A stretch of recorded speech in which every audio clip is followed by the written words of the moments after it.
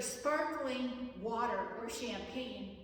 We reach the end of the church year having heard the whole story of God's covenant, redemption, and promise.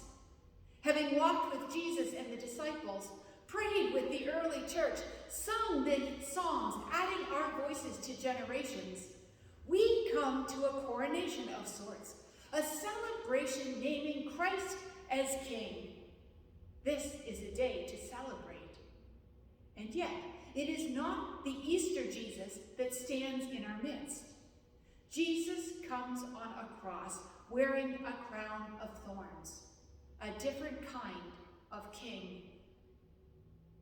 In May of 2023, the coronation for King Charles and Queen Consort Camilla is set to take place.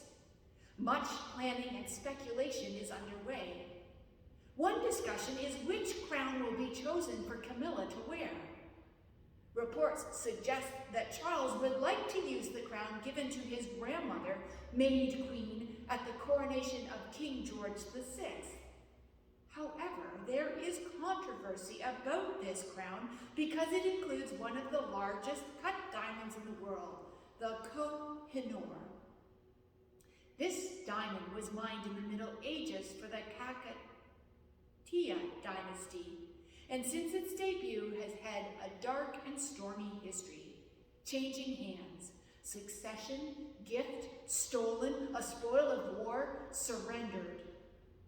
The stone arrived in British hands in 1849 following the Second Anglo-Sikh War.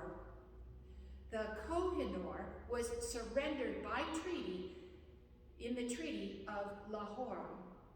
When India claimed its independence from British colonialism in 1947, a request was made to have the diamond returned.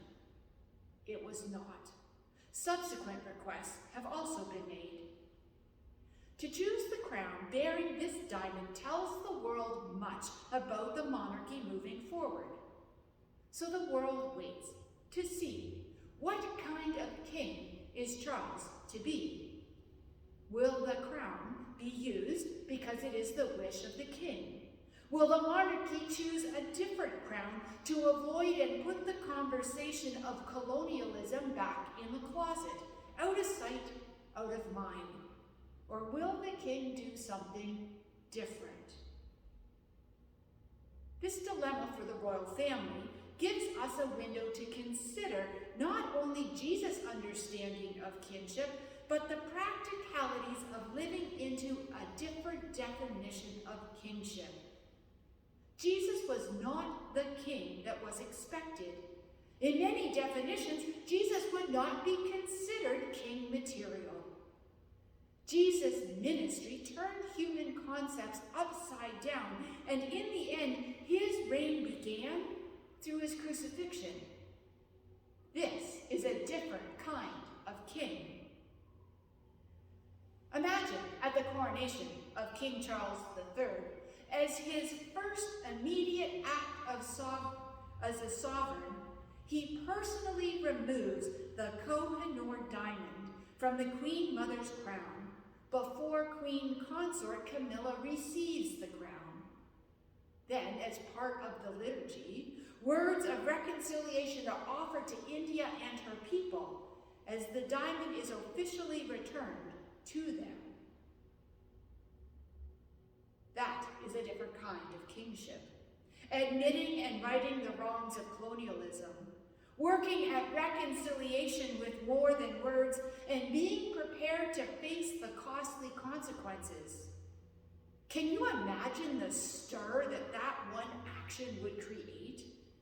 The British press would have a field day.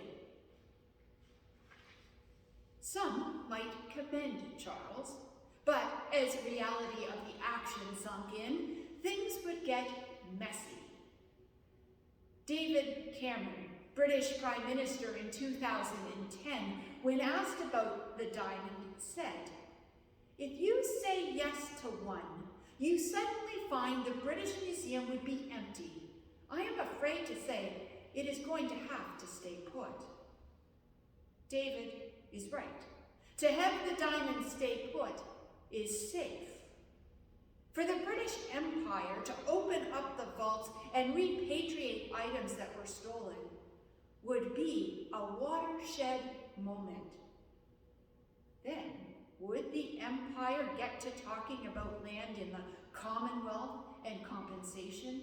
Would truth-telling, transparency, and social equity become the kingship of a new era? Would other monarchs follow suit? The Church of England, the Vatican. One kingly act has the power to change the course of history.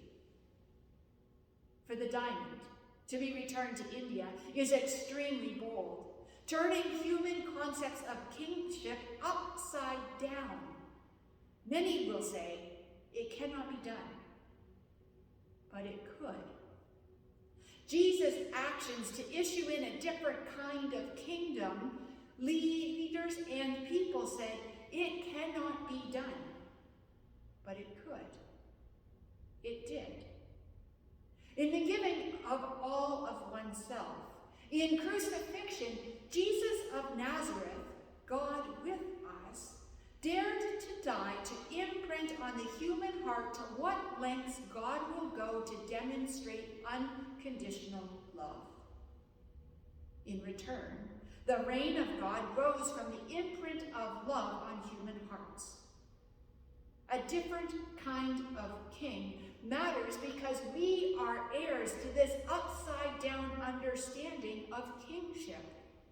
An understanding where diamonds can be officially and humbly returned. A new era where kingship is about being prepared to work through the messiness and consequences of doing so. This kind of bold kingship is not just about the king.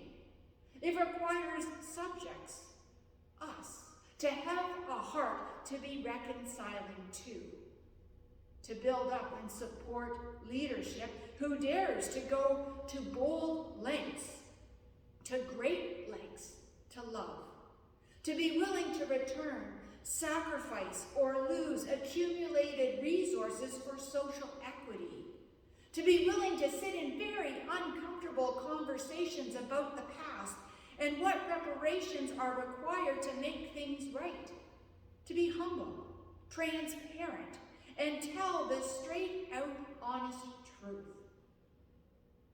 Following a different kind of king will mean walking with some fear and trepidation, not knowing what instability and change will come. In our relationship with others, it may mean biting our tongues or voicing unwelcomed opinions.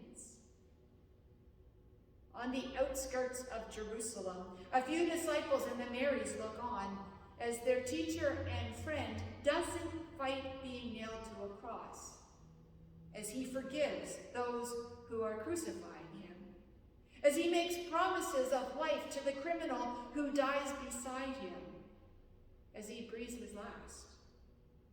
It was not easy to watch this different kind of kingship. In days and months and years that followed, it was not easy to live differently than the dominant culture. It cost the disciples and other followers their reputations, their relationships, their freedom, their religion, their way of life, and their lives, all to usher in a different reign. God's reign. This is a day for sparkling water or champagne. Today is celebration. Christ is King. And there is hope that we might just be able to live into this different kind of kingship. Let us return that which needs to be returned. Open our heart to let God's unconditional love grow and spread